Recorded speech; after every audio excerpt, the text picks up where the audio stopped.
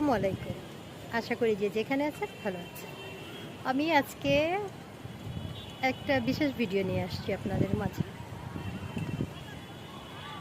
আমাদের ছাত্র জনতা, সমন্বয়কারীরা, এখনকার সুশীল সমাজরা বলছেন জাতীয় সঙ্গীত চেঞ্জ করার জন্য। তে জাতীয় সঙ্গীত যে চেঞ্জ করবেন, এরকম হৃদয়স্পর্শী জাতীয় সঙ্গীত আরেকটা তৈরি করে দিতে পারবেন বাঙালিকে? যদি কেউ পরিবর্তন করতেই পারতো, অনেক আগেই সেটা হয়ে যেত। বা কেউ যদি লেখার যোগ্যতা রাখতো, তাহলে অনেক আগেই হয়তো হয়ে যেত। জাতিসংগীতটা অনেকে বলছেন এটাতে বাংলাদেশের সাথে কোনো মিল নেই, আমাদের যুদ্ধাবস্থার সাথে কোনো মিল নেই। এ কথা বোধহয় ঠিক না। কারণ আমরা যখন যুদ্ধ করেছি ভাষার জন্য, সে ভাষাটা ছিল বাংলা ভাষা, সেখান থেকে বাংলা আসছে। আমরা যখন যুদ্ধ করেছি একটা ভূখণ্ডের জন্য, তখন সেটার নাম হয়েছে বাংলাদেশ। বাংলা ভাষা বাংলাদেশ। এবার আসি জাতীয় সঙ্গীত সম্বন্ধে। জাতীয় সঙ্গীতে আছে আমার সোনার বাংলা, মানে সেখানেও বাংলা আছে। এবং সোনা শব্দটা এই কারণে আসছে, কারণ আমার সোনার বাংলা মানে এখানে আমাদের অনেক খনিজ সম্পদ উৎপাদন হয় এবং আমরা পাটকে সোনালি আসো বলে থাকি। যাই হোক, সেগুলো হয়তো অত বিশ্লেষণ করার আমার চাইতে অনেক বড় বড় বিশেষজ্ঞরা রয়েছেন এটা নিয়ে বিশ্লেষণ করার জন্য। কিন্তু কথা হচ্ছে, এই জাতীয় সঙ্গীতের যে কথাগুলো রয়েছে, অনেকে বলছে যে আমাদের সাথে কোনো মিল নেই। কিন্তু কিভাবে মিল নেই? এখানে বাংলার রূপকে খুব সুন্দরভাবে চিত্রায়িত করা হয়েছে এই জাতীয় সঙ্গীতের মাধ্যমে। এখানে বলা হয়েছে কি শোভা কি ছায়া গো, কি আঁচল বিছায়েছ বটের মূলে নদীর কূলে কূলে। বাংলাদেশ নদীমাতৃক দেশ, আর আমাদের প্রধান খাদ্যই হচ্ছে ভাত এবং মাছ। তো সব কিছু মিলিয়ে জাতিসংগীত আমাদের জন্য পারফেক্ট। এই জাতীয় সঙ্গীতকে পাল্টানোর কথা ভাবাও বোধহয় ঠিক না। কারণ এই জাতীয় সঙ্গীত যখন বাংলাদেশ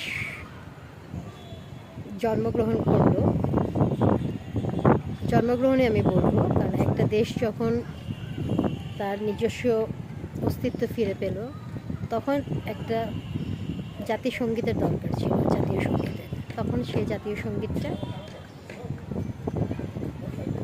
বড় বড় দেশ বরেণ্যরা মিলে এটাকে বেঁচেছেন। এখন কেউ যদি বলে এটাকে রবীন্দ্রনাথ বা অন্যদের সাথে, সে প্রসঙ্গে আমি পরে কথা বলবো অন্য একটা ভিডিওতে। কিন্তু এই জাতীয় সঙ্গীত আমার বাবা গেয়ে গেছেন, আমি গাচ্ছি, আমার ছেলেরা গাচ্ছে এবং গাইবে। জাতীয় সঙ্গীত এটা হচ্ছে একটা জাতির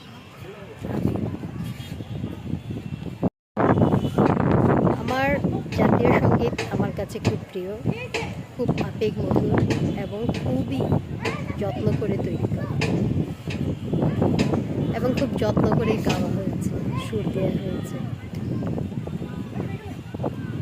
এখনও যদি আপনি যেখানে থাকেন, আমি ফিল করি জাতীয় সঙ্গীত যেখানে বাজুক না কেন, আমি দাঁড়িয়ে সেটাকে শোনার চেষ্টা করি। এই যে যারা জাতীয় সঙ্গীত পরিবর্তনের ব্যাপারে যারা বলছেন, তারা নিশ্চয় একটা মূর্খামি করছে। কারণ আমার দেখা এমন অনেক লোক আমি পেয়েছি যে সিনেমা হলে 4 লাইন যখন বাজানো হয়, সেখানে অনেকে দাঁড়ায়। এমন অনেক সেমিনার আছে, এমন অনেক জায়গায় আছে যেখানে অনেকেই দাঁড়ায় না। যে নিজেই জানে না জাতীয় সঙ্গীতের সাথে তার জাতীয় সঙ্গীত চলাকালীন সময়ে তার করণীয় কী, সে কি ডিসিশান নেবে বা সে কি সিদ্ধান্ত নেবে আমার জাতীয় সঙ্গীত চেঞ্জ হবে কি না? আমাদের রাজনীতি দল মত নির্বিশেষে সবাই সবারটা করতে পারে, কেউ আওয়ামী লীগ, কেউ বিএনপি, কেউ জামাত, এখন আবার নতুন নাগরিক শক্তি নাকি নাগরিক সচেতন বা নাগরিক শক্তি, যাই হোক, ছাত্র জনতা সবাই সবার মতো করে করেছে, করুক, তাতে কোনো আপত্তি নেই। কিন্তু দয়া করে কেউ জাতীয় সঙ্গীতে হাত দিবেন না। জাতীয় সঙ্গীত আমাদের অস্তিত্বের সাথে মিশে আছে, আর যদি একান্তেই করতে হয় তাহলে ঠিক এইরকম সুর, এরকম কথা এবং এরকম হৃদয়স্পর্শী আরেকটা জাতীয় সঙ্গীত দিয়ে ভোট, আশা করি বাঙালির মতামত নিয়ে তারপর আপনারা